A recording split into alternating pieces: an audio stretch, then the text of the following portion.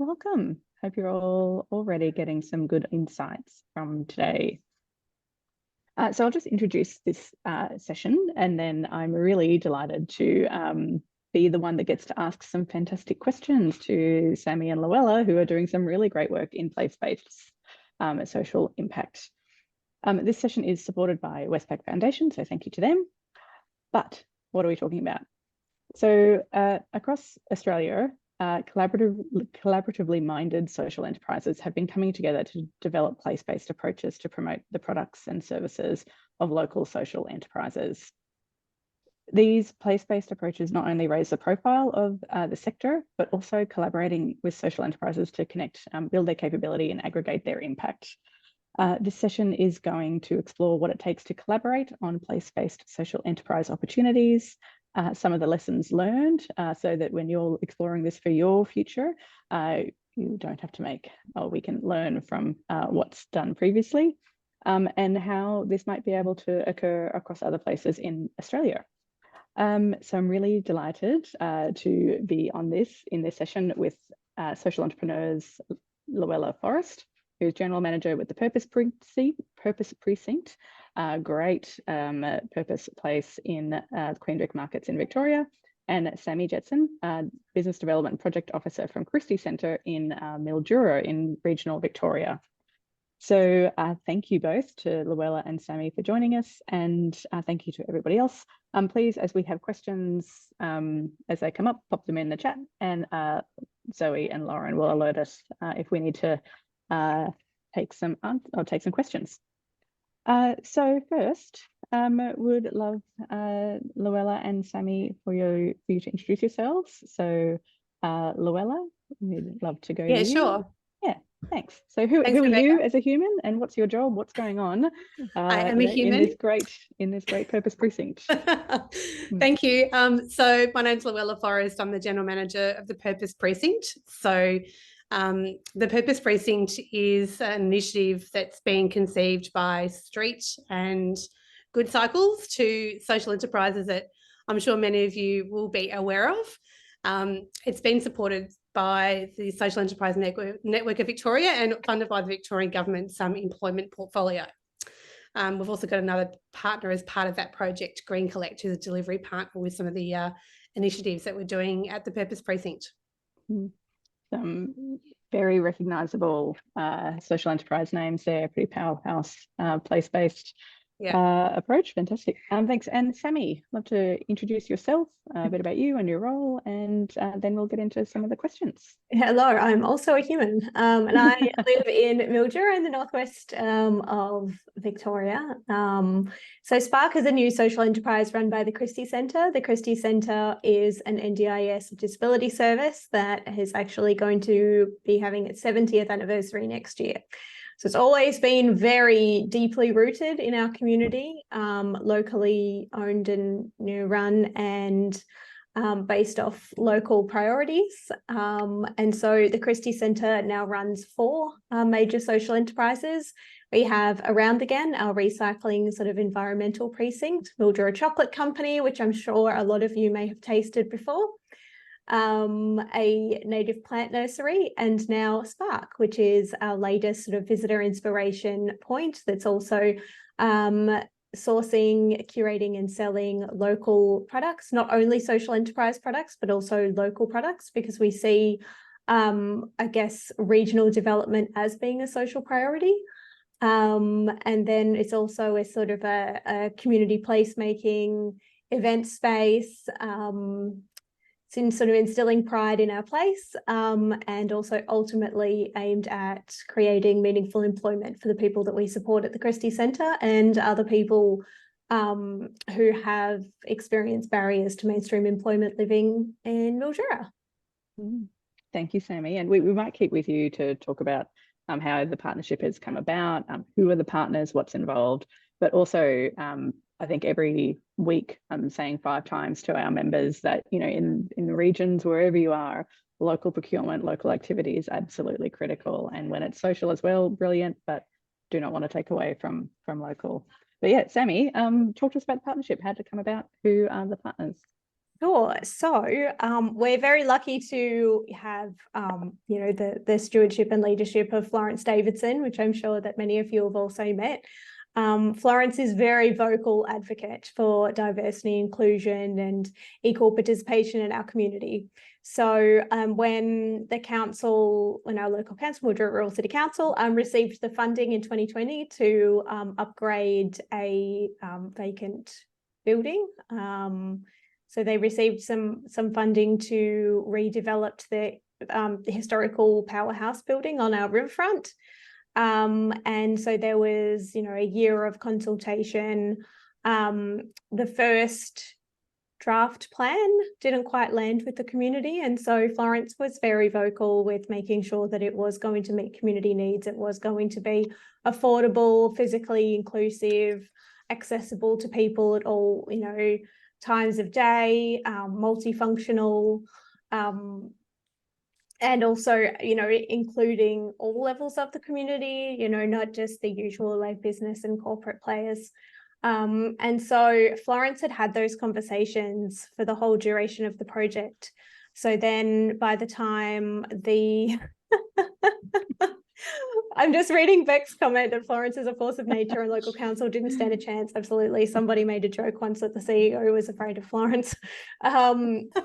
And so, by the time that the final plans were released and council tendered for somebody to run the front of house as a tourism offering, they were ready to receive our application, and we put a service design together that was sort of a tourist ambassadors, a sort of a visitor inspiration point, but also the local products and the events and the co-working and sort of incubation space, and we were successful. And so we got that. And so I guess council is also very diverse and there's lots of different teams, and so shout out to the tourism team. We really got a head start because the team leader for our visitor inspiration for the official visitor information centre had already started connecting with businesses and creating a local gift shop. So we had a lot of introductions that she could make already. We started with a lot of shared product, and that reduced our risk of holding stock as well and having things go to waste. We were able to also share a point of sale system, or get recommendations from them. And also share the same booking systems and get a lot of training from the team. So that partnership was totally invaluable. And then sort of with the events team and the facilities management team, we have a contract for the cleaning and caretaking of the actual space. So with events set up and packed down and daily cleaning and maintenance. And that arrangement has created 14 new positions for the people that we support. And so, we meet weekly to have a look at what events are coming up and what the customer and attendee needs will be, what's involved, so that we can organise our resources and then invoice accordingly and pay our people. So that's been really amazing, council as the core partner, but then we've also got all of our suppliers, even a lot of local artists are coming in and asking if we can stock and display their goods. And so we've got an expression of interest process, and actually a lot of our processes we were able to adapt from Visitor Information Centre and also from the Purpose Precinct, because Florence is involved with the CENVIC board and had a lot of insights there. So we should also hear from Llawela. Yeah, we will. And welcome also to Florence. I have seen you in the room, so welcome. That's fantastic to hear about that came about, Sammy. Thank you. And I love, the great initiative and support with many organisations, but 14 new roles for people in Mildura. That is extraordinarily powerful. But yes, Llawela, tell us about Purpose Precinct. Who's involved? How did it come about? How's it going? All excellent questions. So I've already mentioned the partners that are involved in this particular project. So I think, and Beck's on the session today as well.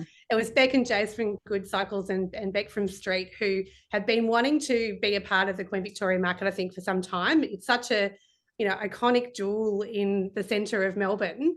And it just made sense to try and integrate the work that was happening there with social enterprise and how we could be a part of over a decade. There we go. So quite a long time. And I suppose Sammy, not dissimilar to Florence, had that breakthrough and managed to secure some funding from the Victorian government and couch that in around the social enterprise strategy that the Victorian government has developed, as well as the city revitalisation strategy, which the Queen Victoria Market as a place is part of that. They've been doing quite a lot of work in revitalising that space and connecting that space into the city, as well as a lot of restoration work. It's such an old building, and so they've been looking at how they restore that, as well as I suppose create it on its next sort of evolution in terms of connecting that into the city. So I think that partnership has been sort of so key in getting this particular initiative up and running. So we launched in November last year with a pop-up in one of the spaces at Queen Victoria Market, and only a couple of months ago moved into a more permanent site. So that's in the central part of the market in what's called the F Sheds. We'd love to see you down there, which is the very historic shops and shop fronts within the Queen Victoria Market. So we currently have 3 shopfront sites, and that'll be expanding in the coming months. And that's currently we have around 40 social enterprises, Victorian social enterprises represented in those shops, with over 170 products within that footprint. And our goal is to double that in the next 12 months. So really keen to hear from social enterprises that are emerging or emerged that have products that we could be curating within that space. I think the key thing with that particular project is that's sort of positioned as the front door of the social enterprise sector, but there's always stuff sort of happening in the background as part of the broader remit of that particular initiative. So we're sort of working across kind of 4 strategic areas. One is around creating jobs. So how do we create jobs on site, off site, through to social enterprises that are part of the Purpose Precinct? How do we activate people in places? So contributing to that renewal of the Queen Victoria Market and enhancing Melbourne's identity as a place that is diverse and socially inclusive.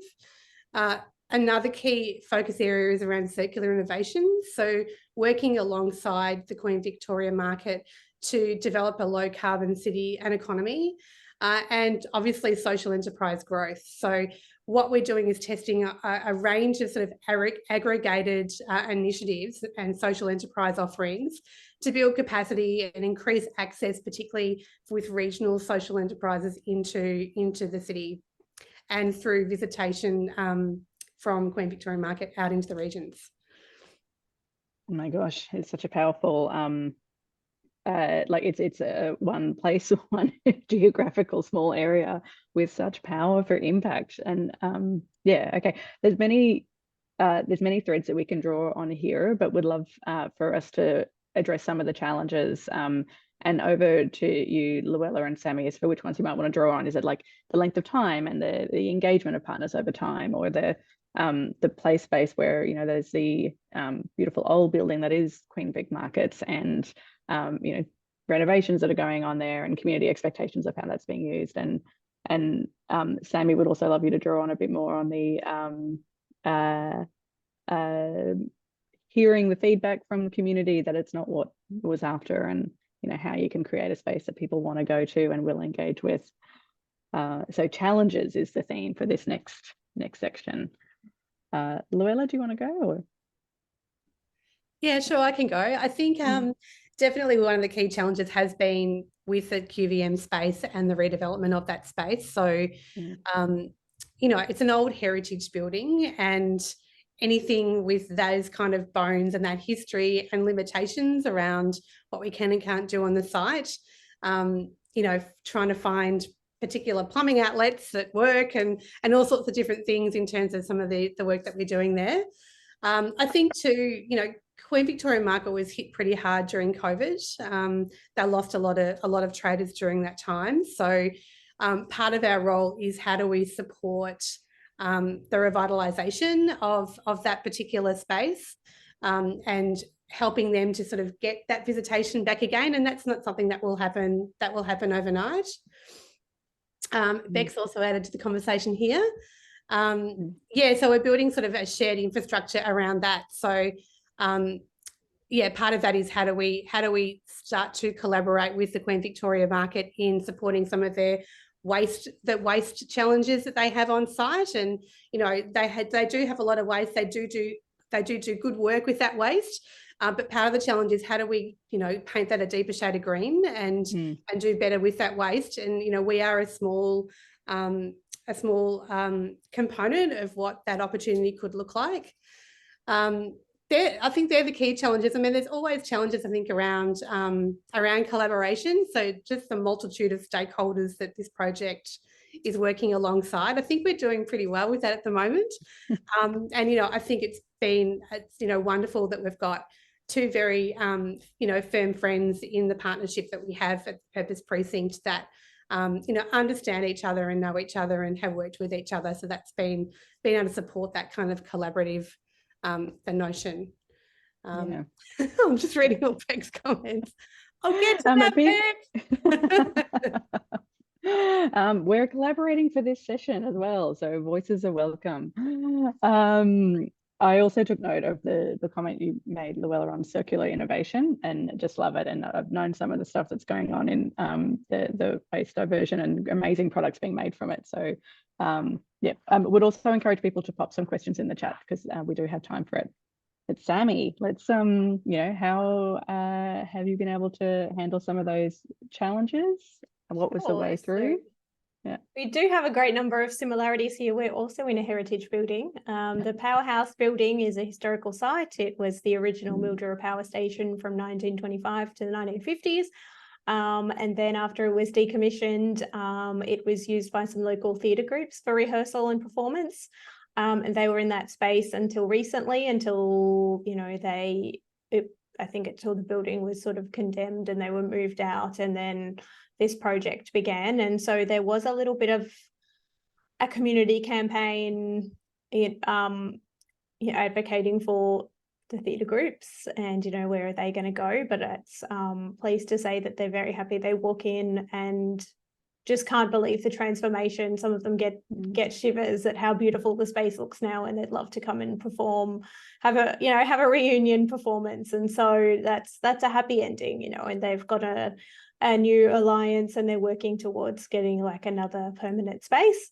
So that's really great. Yeah, and then with the physical building, yeah, you know, we can't do anything to the outside of it. The timeline, so being the tenant, you know, our move-in date was dependent on the build being completed, and the timelines changed a lot as construction projects do. You know, there were weather issues, supply issues. It was a very complex build because it was very bespoke. There were a lot of very beautiful materials and techniques that potentially some of the contractors weren't used to working with, but it's all turned out so beautifully. But yeah, you know, we really needed to be prepared, but not completely set in stone, like still very flexible, and so able to adapt to whenever council said, you know, yes, you can move in, we can move in. And so balancing our like food premises registration, and we didn't want to order any supply too early and then have it sitting there. And so it was a very careful balance of getting ready but not being over prepared and not being under prepared. Similarly, because we are running a very dynamic service that everybody is operating at 100% all the time, didn't particularly know which staff or participants were going to be working at the new site. And so, you know, we couldn't really free up resources too soon. And so I've sort of been, you know, we've sort of been developing the processes as we're running the business, and then training people as they come in. And so now we've got a talent pool, and we've got a number of people who know how things work, but I didn't know who these people were going to be until we launched, and until people started getting rostered on, and until like participants started coming down and looking at the space and deciding if they wanted to work there or not. Yeah, so that we have spoken at Social Traders about certain periods where it's felt like we've been building the plane while flying it. And that certainly sounds about your journey there, Sammy. And we've got a question, Sammy, from Zante. Please correct me if my pronunciation is incorrect there. But working with council, and was there any discussion around including social enterprise in their procurement plan and strategy? Very pointed question there. I love it. Thank you. Yeah, no, there actually was. So whoever wrote the original grant did include social enterprise in it, which was really good for us because then that gave us that edge. Because the plan, with whatever that funding, it had probably about 8 different funding streams involved in the build, but one of the streams did have social enterprise in it, which was really great for us. But in one of the original plans, where we are was actually going to be like a 5-star restaurant commercial sort of thing. And being locals and being very passionate about, you know, our businesses and whatever, we thought that, well, most people in Mildura don't have the money to be able to spend on that anyway. And we didn't want like that option to take away business from the other businesses that are struggling, you know, we didn't need more of the same. And they had this tiny little social enterprise pod like up somewhere to the side. Social enterprise wasn't the main feature. And so part of Florence's role, like I helped write the comms for her, was going to council and like explaining how they could do it different and how they could incorporate social enterprise like in the main front of house offering. Excellent. Thanks, Sammy. We will, we've spoken, I heard a little bit about collaborating with people and how there's certainly, it can be challenging when there's lots of partners, but also really beneficial.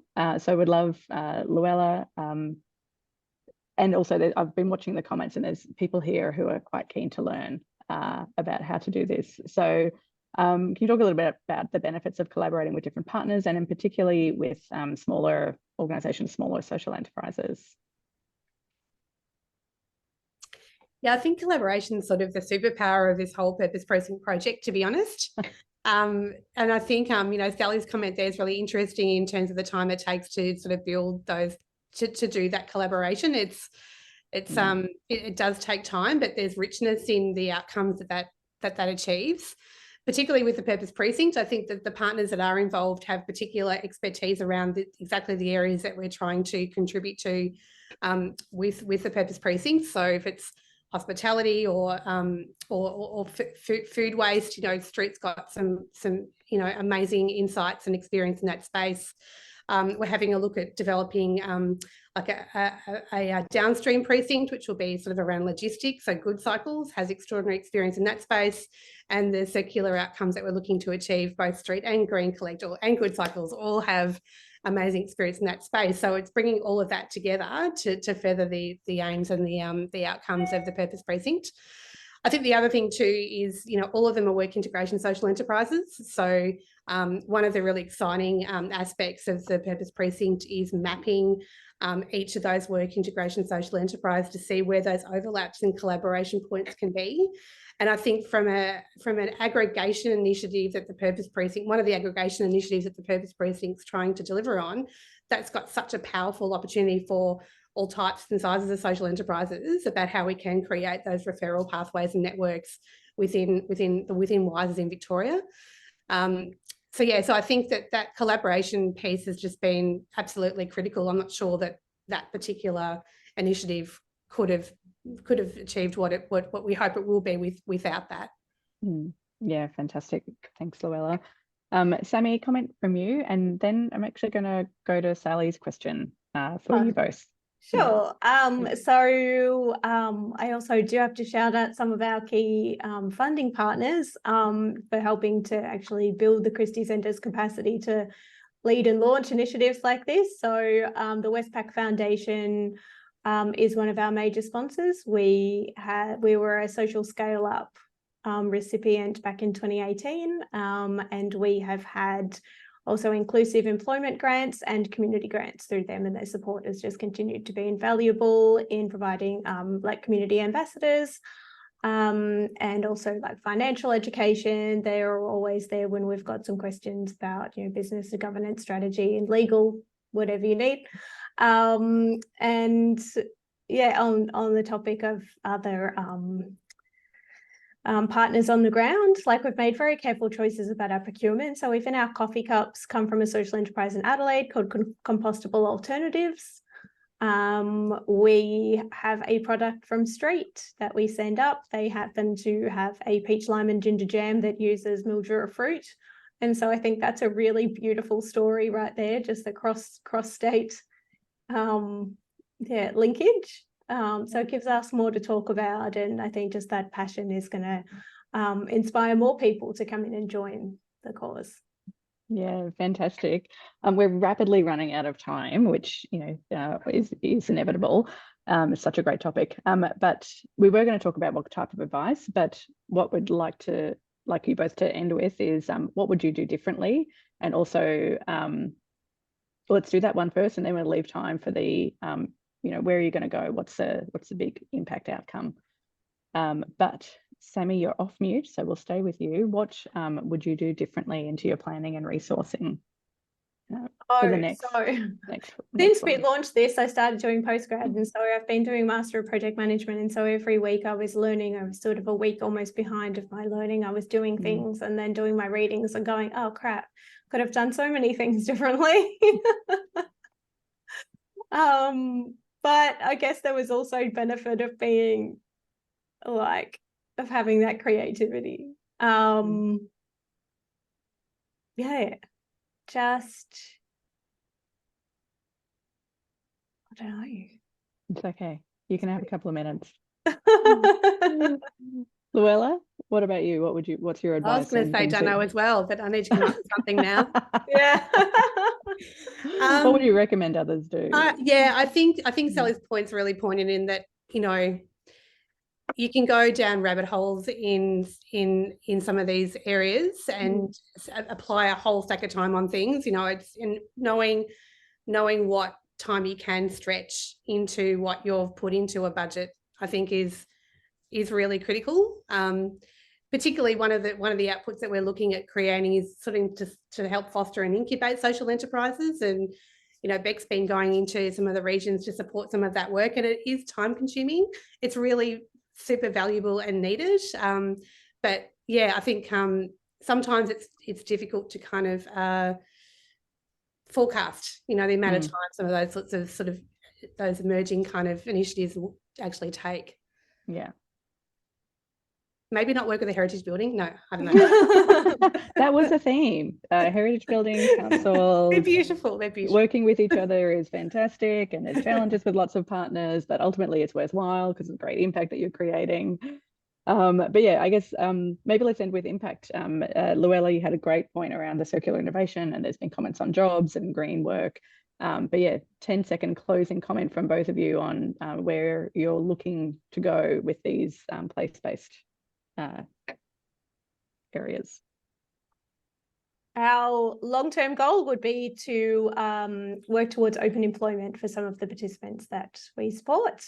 Currently in supported employment, and the ideal is to have an open position directly employed through council. That is so clear and fantastic. I'm going to get that written down from you, Sammy, and I'll use it when we talk to councils all around Australia. Thank you. Llawela, you're... Yeah, I've got 39 seconds. Ours would be having purpose precincts dotted all around the state, all around Australia, connecting them all up, you know, giving that place-based spotlight on social enterprise through each of the regions, starting with QE Victoria Market and then branching out. Fantastic. I love it. I keep getting asked what am I going on my holiday, and Sammy, I think I might have to come up to Mildura. I've never been there. Yeah. That means I've done my job. That's right. Let's create this, and let's all go take it away into our work lives. Thank you, everybody. See you back in the main room. Thanks, everyone.